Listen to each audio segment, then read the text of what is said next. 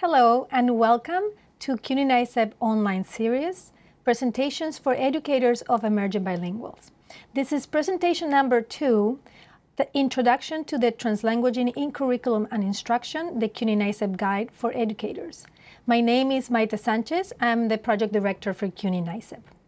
So during this presentation, I'm going to walk you through the table of content of this guide. And we're going to go through this guide with a little bit more on detail in each of the parts of the guide. So please go to our webpage, CUNY-NYSIEB.org, to download the guide. Go to the Publications tab, and then you will see our guide there.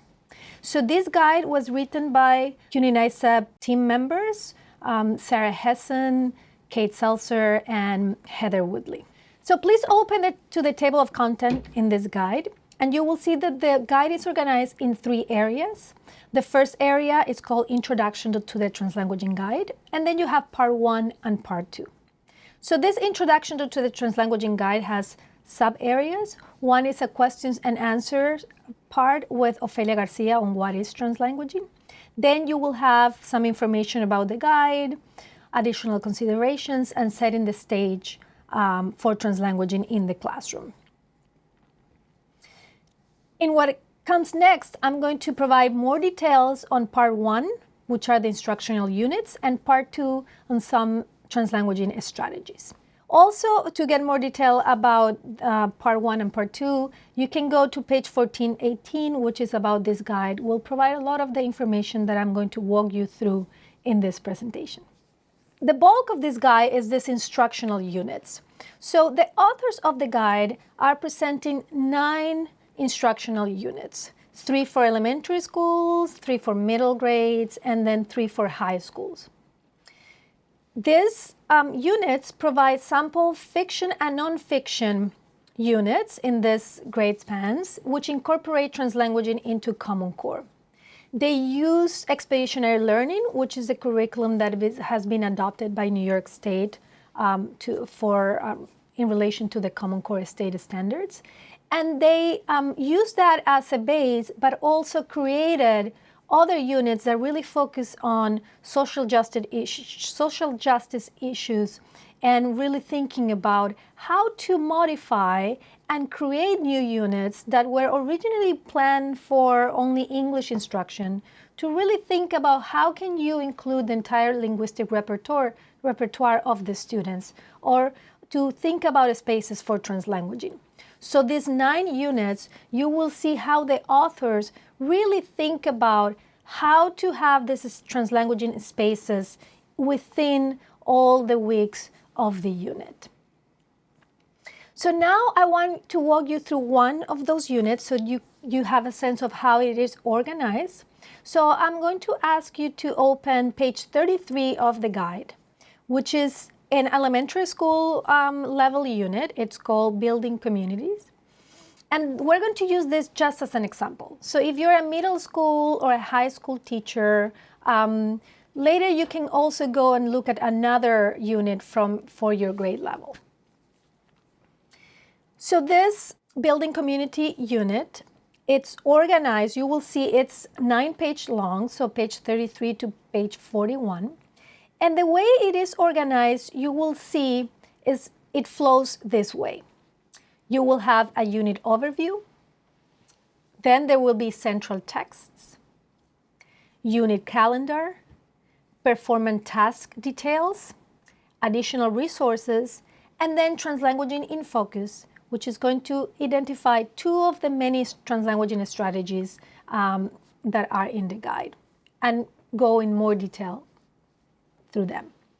You will also see in the structure of the unit is that you're going to see these spaces that you see here in red, Translanguaging How-to. This is how the authors of the guide have really thinking about strategically how to infuse translanguaging in the units. And I want you to learn a little bit more of what this Translanguaging How-to looks like.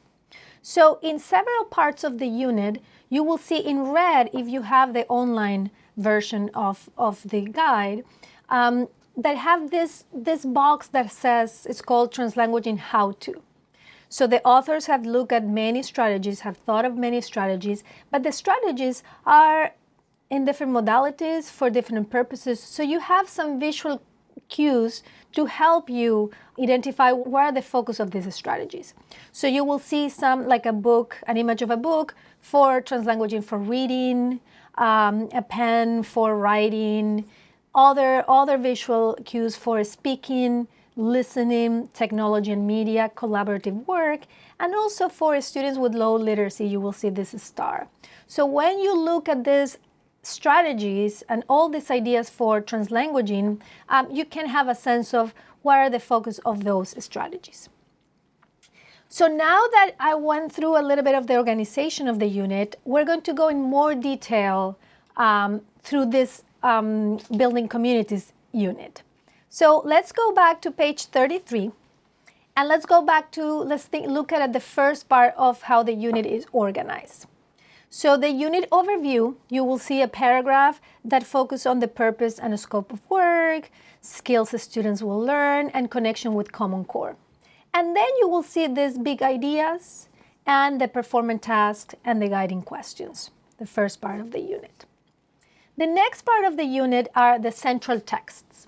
So the authors of the guide, remember that these were originally English-only units. In many cases, you also have these units that are only English only. They really thought about how to identify some texts that really will be working really well with your emerging bilinguals. So as you look in Translanguaging How-to, you will realize that the texts that they are choosing are multimedia and multimodal. They're culturally relevant for the students. Many of the texts contain translanguaging themselves and are available in multiple languages. So the authors have really thought about what are the best texts for addressing or to be used during this unit. And again, as you see the organization, this Translanguaging How-to, these are all the things that the authors can think about really when they look at translanguaging more systematically, that they could be using or considering when they are choosing texts. So if you continue going through the unit, the next part is the unit calendar, which gives you the timeline throughout the weeks for implementing the unit and the assessments that you're going to think about, an instructional focus. And again, they are looking for these spaces for translanguaging in the Translanguaging How-to area. And you will see that they are focusing on receptive translanguaging strategies and more productive translanguaging strategies. And remember to look at the icons to remind you the modalities and the purpose of those strategies.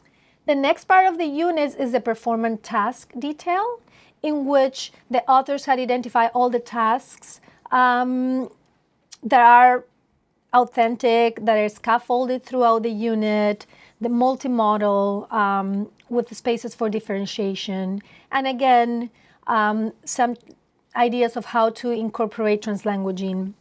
And then they have these spaces where it's called options for students, options for teachers, in which students can translanguage, in which teachers can provide spaces for translanguaging.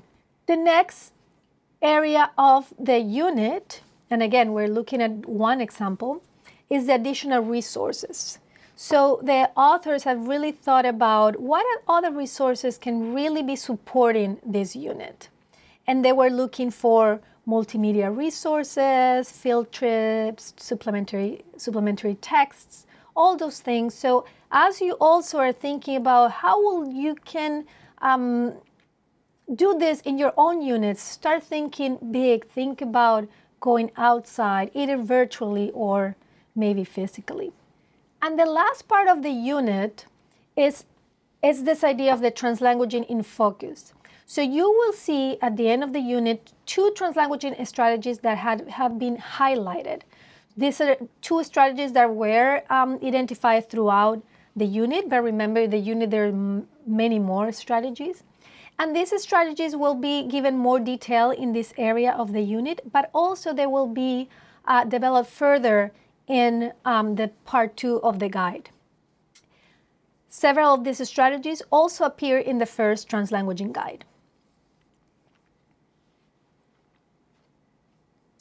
So now that we finished looking at one unit, now I want to look at also one example of a translanguaging strategy for part 2. So if you go back to the table of content, in part 2, we have 6 areas of strategies, of translanguaging strategies: collaborative work, translanguaging resources, content area and reading instruction, content area and writing, vocabulary, and syntax. So these are these areas of focus of translanguaging strategies. So we will have some translanguaging strategies that have been identified in part 1 of the guide. Please open page 116, and that page and the next one, it's one of these translanguaging strategies. This example is called Multilingual Collaborative Work, Content Areas, and you will see how this strategy is organized. So you will see that there are an introduction to the strategy, but there also there is a table when it has the standards that the strategy will be addressing. Then translanguaging in action with some examples by the 3 different grade levels of how this strategy has been implemented in a classroom. And then bridging, the next part is the bridging to Common Core, some more ideas about the relationship of this strategy with the Common Core state standards. And you will see this is the way all these strategies in the part 2 of the guide are organized. So now that you have an overview of the guide, now you know how the guide is organized. So the next step for you is to go and look at the other units in the guide.